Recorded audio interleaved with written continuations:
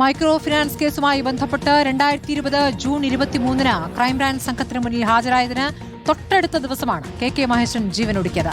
വെള്ളാപ്പള്ളി നടേശന്റെ സ്വാധീനത്തിൽ തന്നെ കൊടുക്കാൻ അന്വേഷണ സംഘം ശ്രമിക്കുന്നുവെന്ന ഗുരുതര പരാമർശങ്ങൾ അടങ്ങിയ കത്താണ് ആത്മഹത്യയ്ക്ക് ദിവസങ്ങൾക്ക് മുൻപ് മഹേശൻ ക്രൈംബ്രാഞ്ച് മേധാവിക്ക് അയച്ചത്.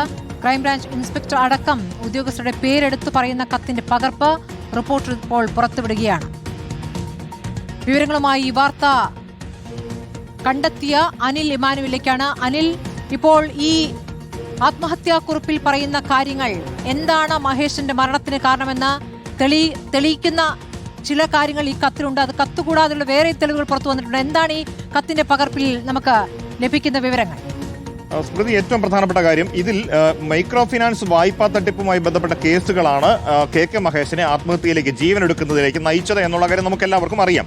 പക്ഷേ അതിൽ തനിക്ക് യാതൊരു സാമ്പത്തിക ഇടപാടിൽ യാതൊരു പങ്കുമില്ലാത്ത കാര്യത്തിൽ തന്നെ കുരുക്കാൻ ശ്രമിക്കുന്നു വെള്ളാപ്പള്ളി നടേശനും മകൻ തുഷാർ വെള്ളാപ്പള്ളിയും അവരുടെ മാനേജർ KL അശോകൻ അടക്കമുള്ളവർ പ്രതികളായപ്പോൾ അവർക്കൊപ്പം തന്നെ പ്രതിയാക്കുന്നു.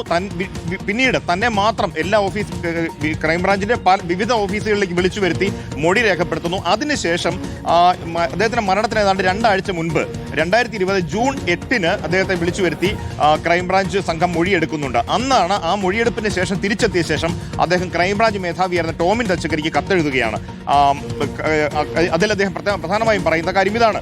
അതിന്റെ തുടക്കം ഇങ്ങനെയാണ്. ക്രൈംബ്രാഞ്ച് മേധാവിക്ക് കെ മഹേശൻ സമർപ്പിക്കുന്ന സങ്കട ഹർജി എന്ന് പറഞ്ഞാണ് തുടങ്ങുന്നത്. അദ്ദേഹം പറയുന്നത് തനിക്ക് യാതൊരു ബന്ധവുമില്ലാത്ത താൻ ഈ ഇടപാടുമായി ബന്ധപ്പെട്ട് മൈക്രോ ഫിനാൻസുമായി ബന്ധപ്പെട്ട് ഒരു തരത്തിലും പോയിട്ട് കണ്ടിട്ട് പോലും ഇല്ലാത്ത സ്ഥലങ്ങളിൽ നിന്ന് വരെ തനിക്ക് നോട്ടീസ് അയച്ച് വിളിപ്പിക്കുന്നു. മാവേലിക്കരയിലും ചെങ്ങന്നൂരിലും അടക്കമുള്ള ചില സ്ഥലങ്ങളിലെ മൈക്രോ ഫിനാൻസ് ഇടപാടുകളെ കുറിച്ച് വരെ ചോദ്യങ്ങൾ ഉണ്ടാകുന്നു. അതിനുശേഷം അദ്ദേഹത്തിന് പത്തനംതിട്ടയിലെ ക്രൈംബ്രാഞ്ച് ഓഫീസിൽ നിന്ന് ചോദ്യം ചെയ്യാൻ നോട്ടീസ് വരുന്നു. ഈ സാഹചര്യത്തിലാണ് അദ്ദേഹം ക്രൈംബ്രാഞ്ച് മേധാവി ഇക്കാര്യങ്ങൾ ബോധിപ്പിക്കാൻ ശ്രമിക്കുന്നത്. അതിൽ പ്രധാനപ്പെട്ട കാര്യം അദ്ദേഹം പറയുന്നത് അദ്ദേഹത്തെ 8-ാം തീയതി വിളിച്ചു വരുത്തിയ ശേഷം അന്ന് TR സന്തോഷ് എന്ന ഡിറ്റക്റ്റീവ് ഇൻസ്പെക്ടർ വിളിച്ചു വരുത്തി 10 മണി മുതൽ 2 മണി വരെ മൊഴിയെടുക്കുകയും ഈ സമയത്ത് എല്ലാം തന്നെ കഴിഞ്ഞ 15 വർഷമായി മാവേലിക്കരയിലോ ചെങ്ങന്നൂരിലോ ഞാൻ പോയിട്ട് പോലുമില്ലാത്ത എൻ്റെ തലയിൽ കുറ്റം ആരോപിക്കുന്ന തരത്തിലുള്ള നിർബന്ധ ബുദ്ധി അവിടെ എൻ്റെ മൊഴിയെടുത്ത ഉദ്യോഗസ്ഥർക്കുള്ളതായി ഞാൻ മനസ്സിലാക്കി എന്ന് പറയുന്നു.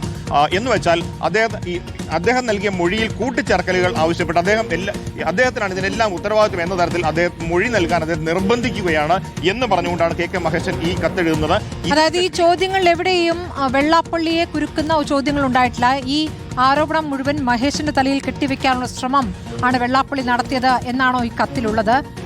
ഇതിൽ നേരത്തെ നമ്മൾ കഴിഞ്ഞ ദിവസം പുറത്തുവിട്ട കത്തിന്റെ വിശദാംശങ്ങളിൽ നമുക്ക് കാണാൻ കഴിഞ്ഞ ഒരു കാര്യം എന്നുള്ളത് ബിനാമി പേരിൽ, മഹേഷിന്റെ പേരിൽ ഈ പറഞ്ഞ കള്ളുഷാപ്പിന്റെ ലൈസൻസ് അടക്കം എടുക്കുന്ന കാര്യങ്ങളും അതിൽ നിന്ന് ഉണ്ടാക്കിയിരിക്കുന്ന ലക്ഷങ്ങളുടെ ലാഭവും അതിലൊരു 5 പൈസ പോലും തനിക്ക് കിട്ടിയിട്ടില്ല, പകരം ഉണ്ടായത് കേസുകളാണ് എന്നൊരു കാര്യം കൂടി അതിൽ പറയുന്നുണ്ടല്ലോ.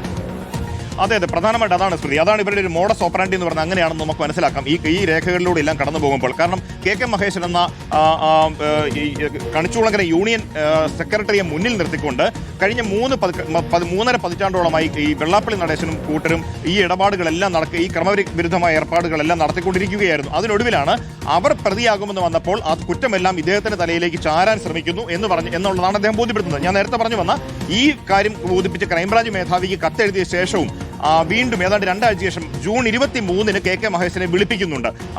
വീണ്ടും വിളിപ്പിക്കുന്നു. അങ്ങനെ വിളിപ്പിച്ച ശേഷം അവിടെ SP ആയിരുന്ന പ്രശാന്തൻ കാണി എന്നയാളുടെ പേര് കൂടെ കെ മഹേശൻ അടുത്ത ബന്ധുക്കളോട് പിന്നീട് പറയുന്നുണ്ട്. അദ്ദേഹം അടക്കമുള്ളവർ അദ്ദേഹത്തെ രാവിലെ മുതൽ വൈകിട്ട് വരെ അവിടെ പിടിച്ചിരുത്തി ചില കാര്യങ്ങൾ പറയാൻ നിർബന്ധിക്കുകയായിരുന്നു. വല്ലാത്ത പീഡനമായിരുന്നു ഉണ്ടായത് എന്ന് പറയുന്നു. അതിനുശേഷം തിരിച്ചെത്തിയ ശേഷമാണ് അദ്ദേഹം പിറ്റേന്ന് ജീവനെടുക്കുന്നത്.